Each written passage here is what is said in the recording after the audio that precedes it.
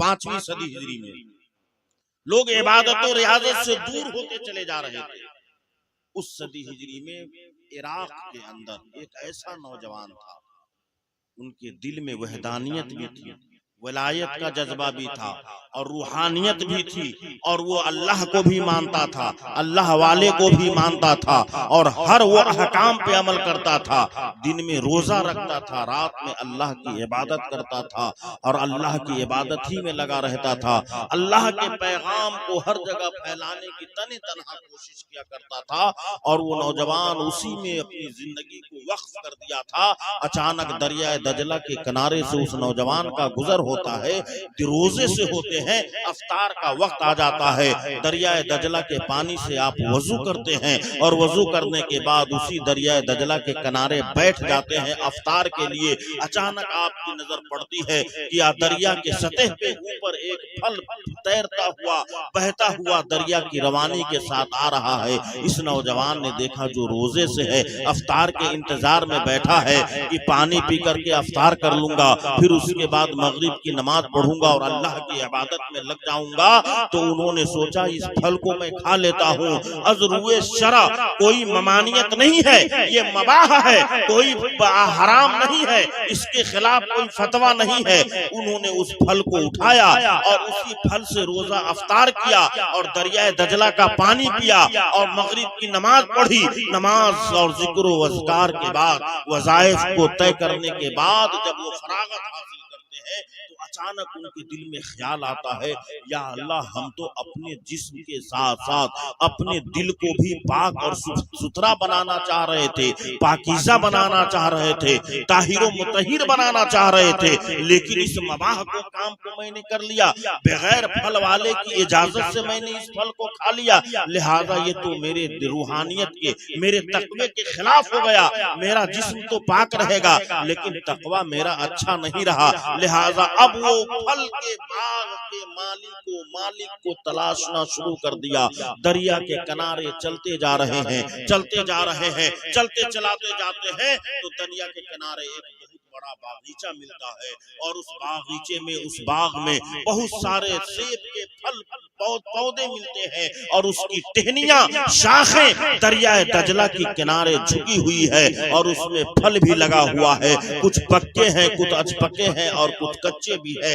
अब उनके दिल में ख्याल आया, हो सकता है इसी बाग का वो फल रहा होगा। अब वो बाग के अंदर जाते हैं तो देखते हैं बाग में बहुत सारे माली हैं, बहुत सारे मजदूर हैं जो बाग की सिंचाई का काम करते हैं, उसकी हिफाजत करते हैं, देख रेख करते हैं।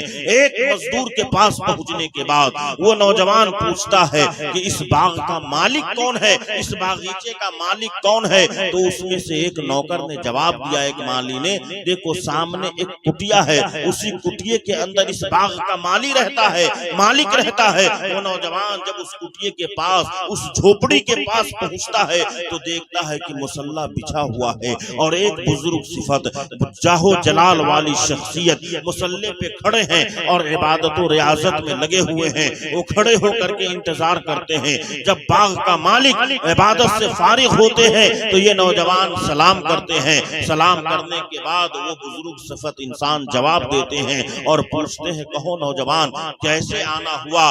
तो उन्होंने जवाब दिया कि आप इस बाग के मालिक हैं, हमसे एक गलती हो गई है, आपके बाग से एक फल गिर करके दरिया पे बहता हुआ जा रहा था, मैं रोजे से था, अफ्तार का वक्त था और मैंने उसे उठा करके खाया है और उससे अफ्तार किया है।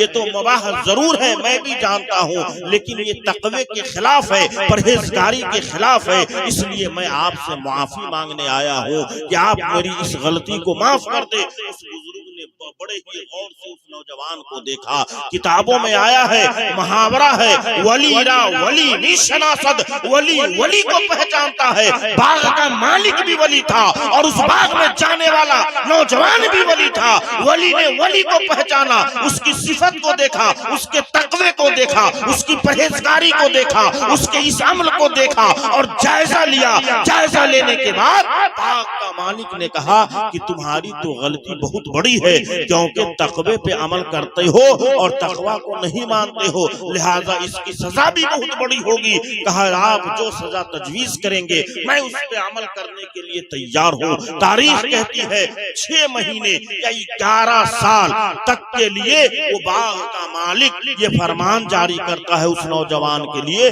तुझे बहैसियत एक माली, एक नौकर इस बाग में खिदमत करनी होगी और तुझे 1 रुपये का मुआवजा तनख्वाह नहीं दिया जाएगा।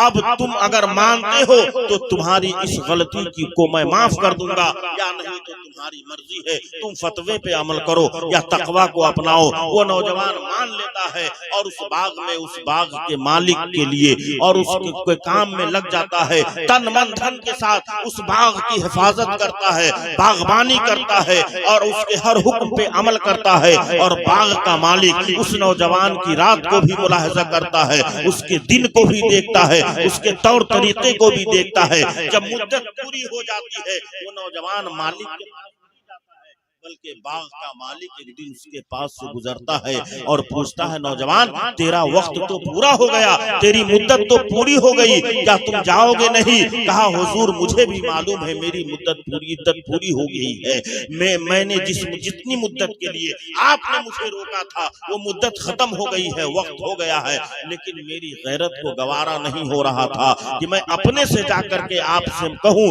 कि मेरा वक्त हो गया है, आप मुझे छोड़ दे। लिहाजा आप नहीं पूछा है तो अब आपकी इजाजत चाहिए और आप मुझे इजाजत दे तो मैं यहाँ से चला जाऊंगा।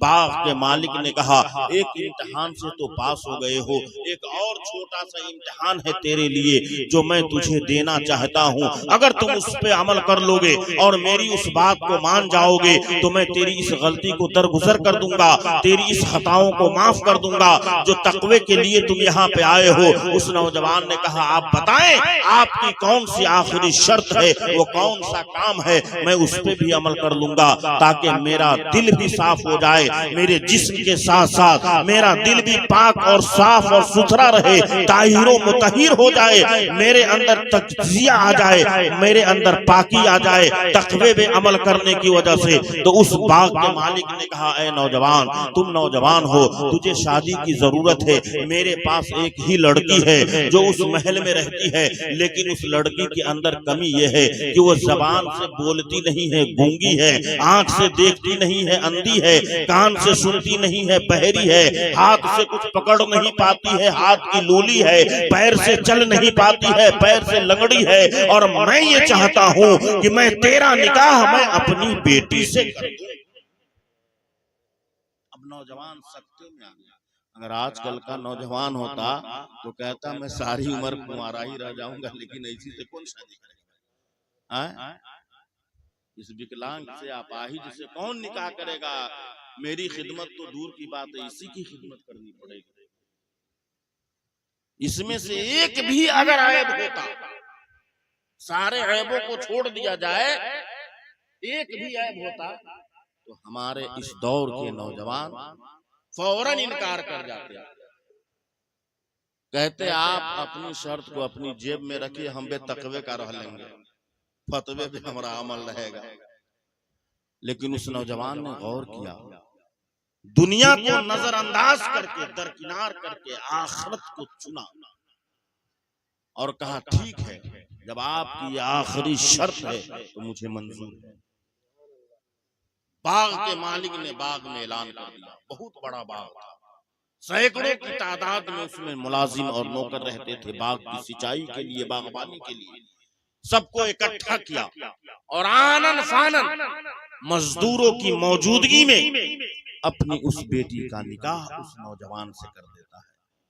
और निकाह करने के बाद उसी मजमे में उस बाग के मालिक ने ये ऐलान किया कि ऐ नौजवान, आज से तू इस बाग के मालिक हो, मैंने तुझे ये बाग दे दिया। और देखो वो महल नजर आ रहा है ना, उसमें सिर्फ मेरी बेटी रहती है, आज से तेरी मिल्कियत में है, तेरी ज़ौजियत में है, तुम जा सकते हो। वो तुम्हारी शरीके हयात हो गई।